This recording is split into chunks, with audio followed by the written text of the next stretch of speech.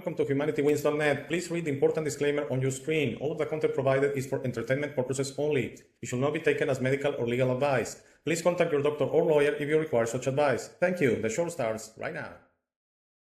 Hello, welcome to this new episode of HumanityWins.net. This is episode 204 of May 24th of the year 2023. Today is a Wednesday, and today's episode is Mexicana Flight 940, Mexican Airlines worst air tragedy in Mexico history.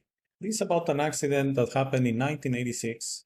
Again, as I share my feelings, my intuition, kind of my little knowledge I have on the airline industry, which is a favorite subject of mine. And the reason of that is, as I shared, I'm a migrant. I was born in Italy, but as a young baby, my family moved to Mexico. And we went back to Italy basically every year. And that's how, as a young child and then as a young adult, I grew fond of airplanes. I always felt they are magnificent machines, even if they have not changed that much in the last 30, 40, 50 years. Basically the same. The picture I'm showing right now is Mexicana, is the correct pronunciation in Spanish. Mexicana Airlines, Boeing 727-200, that for a while became kind of, the bread and butter for Mexicana. They used it, of course, on domestic routes and also on some international routes to the US, to Central America, and even to South America, because it was a very good airplane by Boeing Airlines, a design of the late 1950s, early 1960s. I have flown on the 727, which, by the way, they're probably not that much flying right now. If anything, I believe the last examples of flying in Africa were flying as freighters, so it's very difficult to fly as a commercial passenger airliner right now in the year 2023. But of course, if you are my age, around 50 years old, you probably remember the 727. It was, most US airlines and European airlines had a 727-200 on their fleets. Same cabin as the 737, by the way, same cabin as the 757. It's Boeing doing some standardization there. So basically, you're inside a 727, 737, or 757. You don't notice a difference. And by the way, it's also the same cabin as the 707, the older example, four-engine aircraft from Boeing from the 1950s. So basically, Boeing had the design from the 707, and basically the next one was the 727.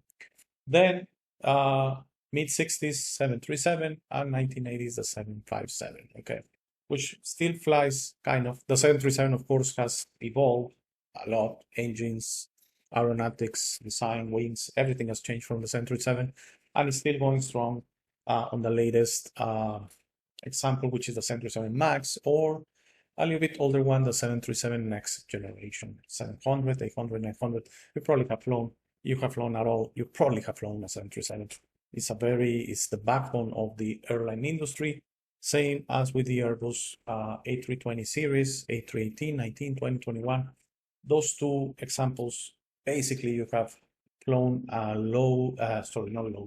short, medium range route, domestic route in your country. You probably have flown on that aircraft. Okay, so I just want to say there haven't been a lot of accidents in Mexico. Also, that has to be that the sheer number of flights is nowhere as close as North America, which is the United States and Canada, and Europe and Asia, and the most traffic countries in the world, with most airline traffic.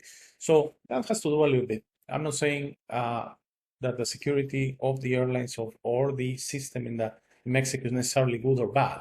I'm just saying there has been, luckily, just a very small number of accidents in Mexico. But this one still from 1986, Mexicana Flight 940, 727-200, is still Mexico's worst air tragedy. Okay, so there were many videos I could find in Spanish. Okay, but because this is an English podcast and I want to really honor you, everyone watching that watches in English, I could find a 1-minute video that kind of explains the situation of what happened on this aircraft. Let's watch the video together, and then I'm going to give you my final thoughts, because I do remember this accident very well, and because I wanted to present this as a show, I went and refreshed my memory, and I'm just going to explain what apparently happened and how this accident actually created two rules in the airline industry that have they apply till today, and they're very important to avoid this type of accident. The airline industry, the civil airline industry, is learns from its mistakes, and accidents, they are not one-dimensional. They happen because of multiple reasons. So because accidents in the airline industry are multidimensional, 2, 3, 4, 5 things have to go wrong. They do a great effort of trying to avoid these multiple scenarios that several things in a row happen, and then you have an accident, which unfortunately, when it happens, when it's an accident like this one, everyone dies on the airplane, because if an airplane falls from the sky, the chances of surviving such accidents are basically none. Okay, so let's watch this 1-minute video together, and I'm going to give you my final thoughts on this very short episode of Mexicana Flight 940.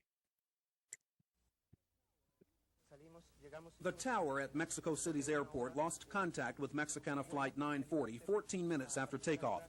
Just moments before that, the pilot, a veteran with 15,000 hours in the cockpit, reported the plane was losing altitude. He asked to descend from 26,000 feet to 6,000 feet because the aircraft had a pressurization problem. After that, there was not another radio transmission.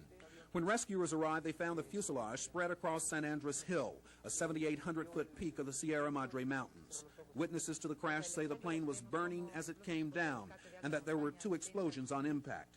The flight was scheduled to stop in Puerto Vallarta and Mazatlan before arriving in Los Angeles, and it was packed, 158 passengers, 8 crew members.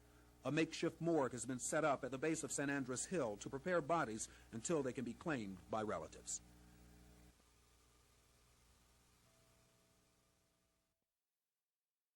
Okay, so the aircraft in question, 727-200, is exactly the same as the one I'm showing in the screen. Not the same aircraft, of course, this is a similar type. Again, if you are around 45 to 50 or more years old, you probably remember the 727 in the US, Continental Airlines, American Airlines, United Airlines, Delta Airlines, and most of the major US airlines had the type.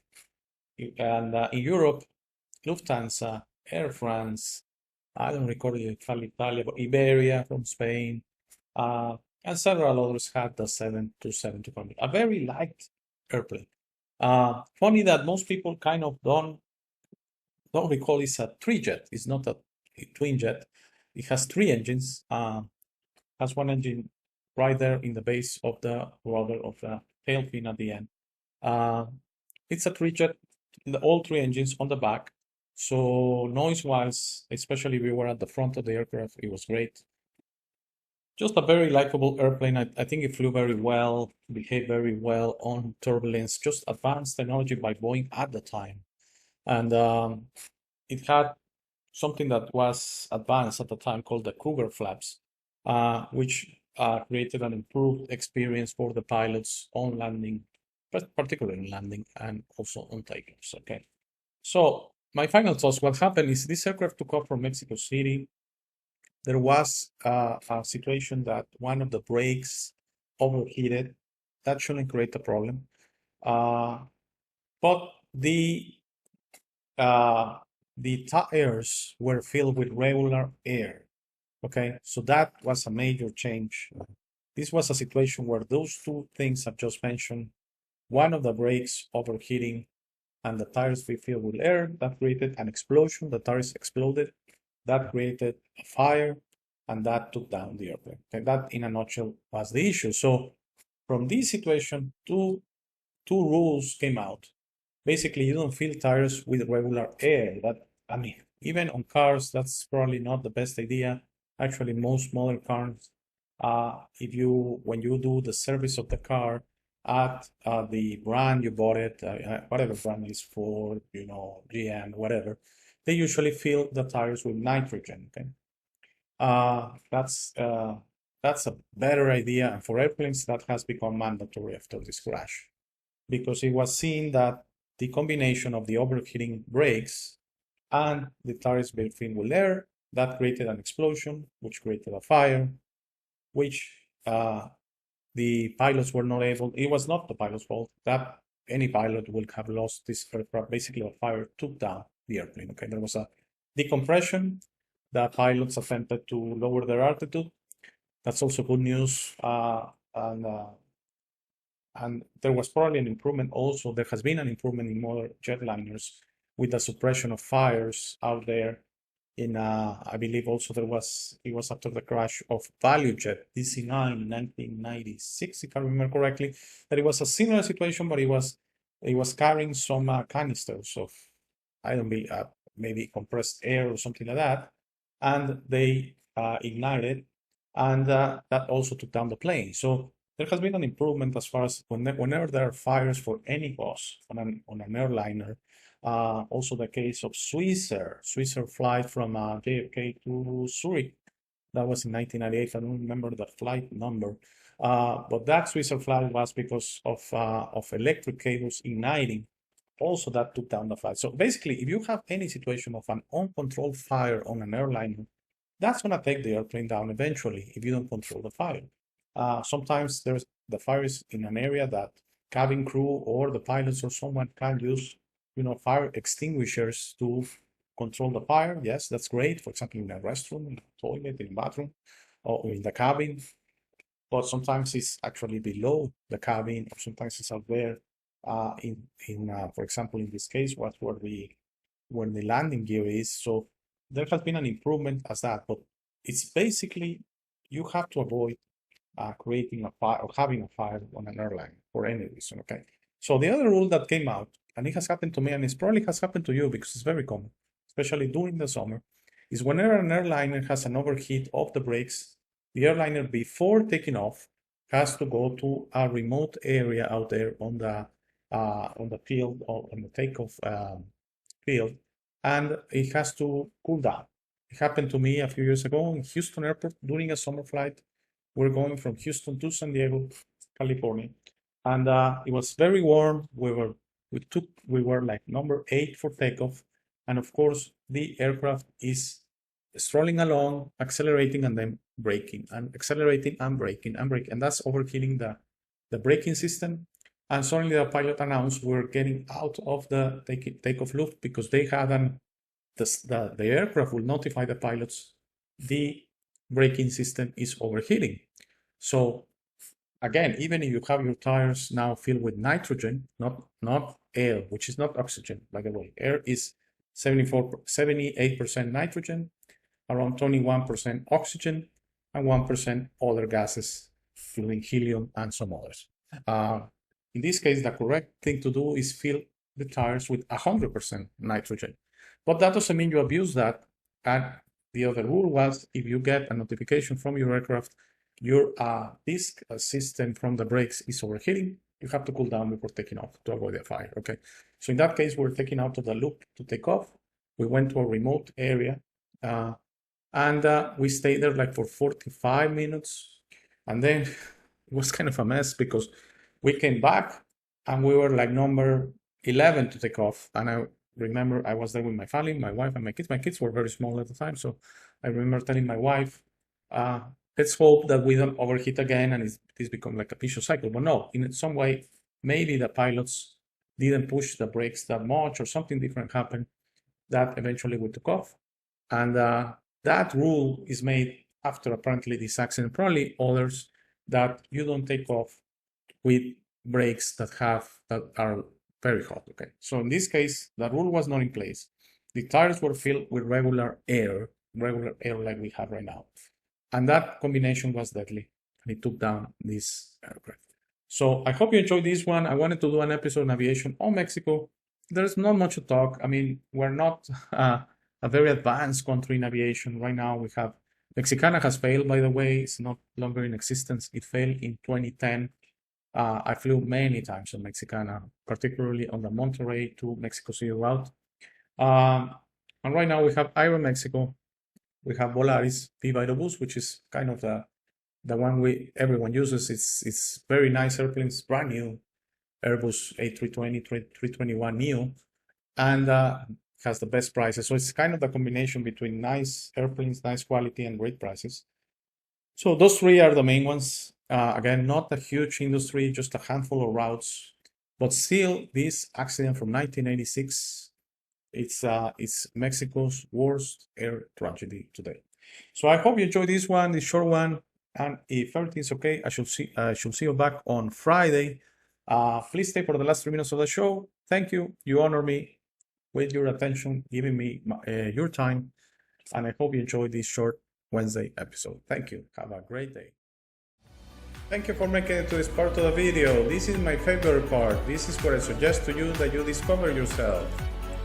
You are not what you have been groomed to believe. You are this incredible being without limits that has eternal life, amazing strength, infinite wisdom, and a big, beautiful heart. All your limits are always self-imposed. Your best version in this reality is inside you. Your only mission on this life is to become a beacon of love and guidance. This version is ready to be discovered today. How do you discover yourself? The discovery process is a personal one. No one can do it for you. Dedicate 5 minutes a day to talk to yourself and the universe. Request to be connected and ask, who am I? Where do I come from? You will start getting signs, breadcrumbs, and signals. You will notice how your notions about those realities start disappearing. No more hierarchies, no more competition, no more complaining, no more depending on others. Discovering yourself equals to breaking your matrix. Your self-imposed limits will fall, and you will be ready to serve humanity and help break this spell and deception on us. But you must be patient to allow others to wake up at their time through their own free will. That will be really soon, you will see, and that will start a new world. As you work towards your best version, you will notice how all emotions don't serve you anymore. Hate, fear, rage, pride, loss, envy, violence, justice, true violence, judgment of others, and other emotions will disappear from your mind and heart. You will understand those emotions serve only the evildoers and are not you.